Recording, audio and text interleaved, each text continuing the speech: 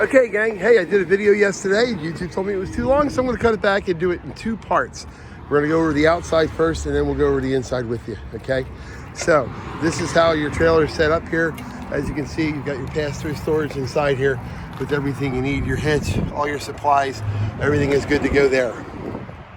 Okay, hooking it up to the vehicle. You have your power hitch, power jack, which is invaluable. It goes up and down really simply by this switch here in the front, obviously to get it up and on and off your truck. If you ever had a problem with not being able to crank it by the power, you can by simply lifting up this plug here, and you can crank it down with the crank that's inside the storage compartment. Your L brackets down here is where your hitch pieces go. Your hitch bars go from that to here. So that's all you would have to do there as far as to clip them in. It's very simple. I'm going to send you the video from Equalizer 2 on that, how to do that. It's really simple. Of course, you want your vehicle to ride pretty level if you possibly can. I'm going to go around the outside of the trailer now. Your battery is in this box. It's integrated with the 50-watt solar mirror. So you have a solar mirror that does recharge your battery, which would be nice for you. So that's going to give you a trickle charge on that. We're going to go around the outside of the camper right now. So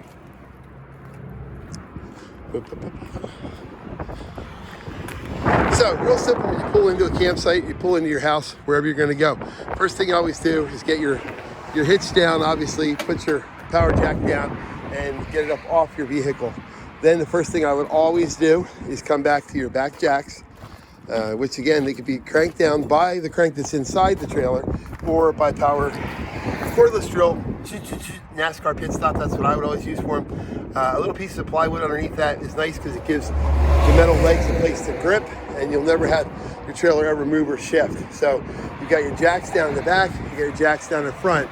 First thing I would do before I put them totally down is just with your front power jack, put a level inside your door. If you're going in and out of campgrounds, at home it's not going to really matter as much, but put a level inside your door, make sure it's level, and then put your jacks down. That's all you have to do.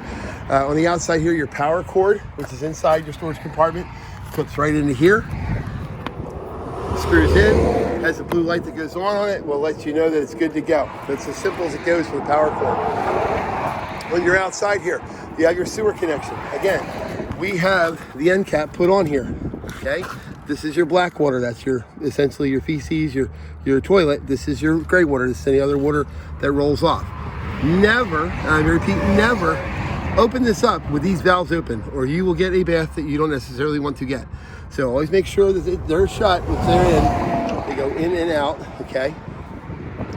Make sure they're always shut when you open up this end cap to put on your sewer hose, which again is in your storage compartment. On the outside here, you've got your TV hookup. You've got a park that has cable. You just plug it right into there.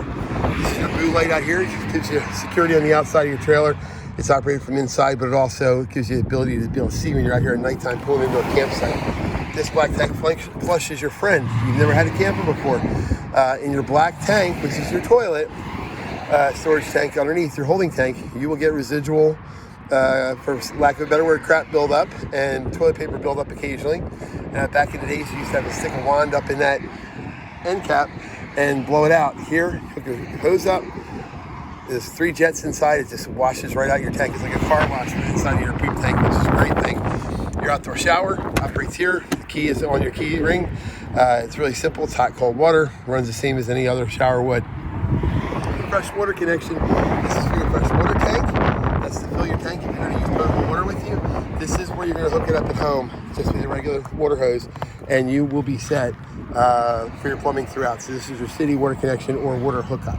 That's as simple as that gets here. Your low point drain is for when you're draining them out at the end of the year. Your hot water heater. This is the one thing out here that could be a bugaboo. This is your hot water heater. It's 6 gallons, recovers 18 gallons an hour. Okay, you always want to make sure that this stopper is in, which it is. Okay, and you always want to make sure that you've got water coming out of your water heater before you turn it on. So that means your tank is full and you're able to turn it on now. Inside you have a switch that turns on your hot water heater. If you turn it on and you don't have any water in it, you can burn up your hot water heater, which you don't want to do. It costs about $800 to replace. But that's as simple as that gets. You won't ever have to come out here and light it manually. They've gotten really, really good with those.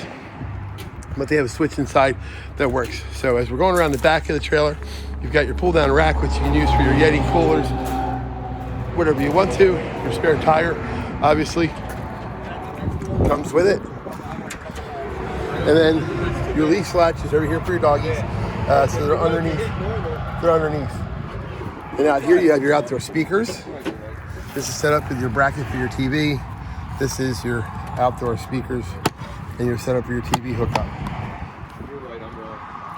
So, and of course we're putting them down here, just adjusting your step above more ride steps right now. Let's go down to the ground.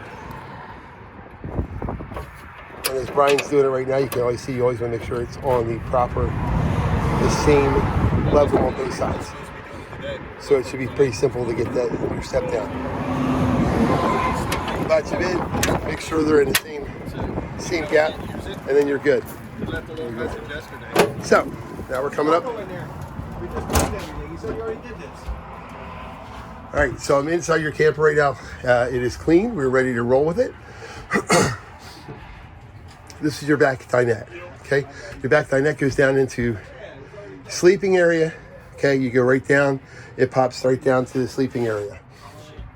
You have emergency exits back here. This is an emergency exit. It's also openable for being able to get airflow going through there, which you can. If there's an emergency, you got to get out of your trailer. Get out of your trailer. Pull this knob, you're out of your trailer. Emergency exit in the back. Pull that knob, get out of your trailer. Fortunately, I never had anybody, knock on wood, have a fire in their trailer, but if you ever had to, you can get out really quickly. All right, we'll start here at the back. This is your stereo. Works like any other stereo. Turn it on, off, it works your speakers inside and outside. You have both, okay? This is where your TV is set up here. You have a power boosted TV, you have a power boosted TV antenna.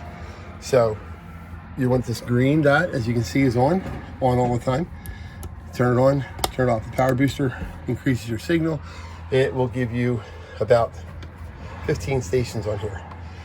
This is your auxiliary for if you want to do your PlayStation, you want to do all your Wii or any of that stuff, and you're good to go. So here is your cooktop. Again, works like any other stove. Cooktop goes up. You have your stove. What I would recommend is getting one of those little lighters that they have for campfires. I hate doing the click, click, click thing because you can do it here by hand igniting it. Just turn on your gas on your stove and hit your igniter. I like it much better than the click, click, click. The click, click, click thing always makes it like a suspense movie that I think it's going to blow up on me. Your lighter igniter will have to be used for your oven. Nobody uses an oven in an RV. I repeat, nobody uses their oven in an RV, so don't stress over that. Microwave is as simple as any other microwave. You just use that. You just need your power to do that, and then you have your fan over your stove. Okay, so that's your microwave. Coming back here, again, your battery kill switch is great. This is great for storing it. When you turn off the battery kill, all of a sudden your battery's off, which is great. It keeps your battery nice and fresh and charged. When you're walking away, you're gonna leave it stored for any time. The CO2 detector, which you see right below it, carbon monoxide detector, is right below it. If it is on, it is on. So if you leave your trailer stored for a month and you haven't moved it, that CO2 detector will start eating away at your battery. You don't want to do that. So just turn off your battery kill switch. The new Furrion refrigerators are great. Nothing required to do in these at all. They work off a 12 volt all the time. You no longer have coils in here for the gas, so now you have a 10 cubic foot refrigerator where you used to have an 8. It's really simple. Nothing more to do this than your regular household refrigerator. There's no on-off switch. It is on all the time. It has the adjustment for temperature inside, as you can see, like your household fridge. That is as simple as it gets for the fridge. These are your speakers for your stereo up above. And then this is your vents for your air conditioning. These are the same vents all the way throughout your trailer. It's for your air conditioning. How your air conditioning works is off your thermostat, just like your home. You come over to your thermostat. You have 4 modes. You have you have off mode, first of all. Secondly, you have your fan mode. You can do low or high. You have your cool mode, which you can do low or high. And you also have your heating mode, which activates your furnace down below, which is on the floorboards, and your heat comes out there. And then, of course, you have off. Don't get concerned if your air conditioning you feel like there's air trickling out of these vents when you've got the heater on down below. It's just because you haven't turned this automatic fan off. Again, your air conditioning as well, it's sucked it through all these vents. If you want to just flood this area, if you're back here just in this area and you're going to use this table and you just want this area to be cold and not worry about the rest of the trailer, you can use your quick cool on your air conditioner. You open this vent here, you open this vent here, and now this compartment up here is flooded with all the cold air from the air conditioner. Of course, normally you want to leave them shut so it's quieter that way, A, and B, it flows all the way through your trailer and keeps the front and the back cool. But that's your AC. That's pretty simple as well. Your sink works like any other sink. Normal, you have your sprayer attachment, just like any other appliance. You have your drain plug. This is your nice cutting board. You can use these to cut on. Beat them up, and if you need them in a couple years, I can get you a new one. This is your intake for your furnace down below. It's going to circulate your furnace through your heating ducts. This box down here is your breaker box. It's got all your breakers. The only green one there, which is the 25 amp one, is for your air conditioning. What I always call is my camper to go package. I always do an extra pack of fuses to make sure I have them with me. All the 15 amp fuses, which are the blue, operate everything else in the trailer. The green one is for your AC. It would suck to be in Cape May, New Jersey with it 98 degrees and 99% humidity and not have air conditioning because you didn't have a fuse. So I would take that just as a thing and take it with you. You have all your manuals and everything in here. I would go through these, register all your pieces. You have the extended warranty, but I would also register all your individual appliances. So when you're on the road somewhere, if you ever have a problem, they have a record of it. This is your bracket for any TV. In here, you just set your TV on here. This is the bracket for the TV outside. It slides right into that mount that I showed you outside. This is going to conclude this part of the video. I don't want to leave it too long. Like yesterday, YouTube wouldn't load it. I'm going to be coming back right back with the rest of it. Thanks, guys. Hold on.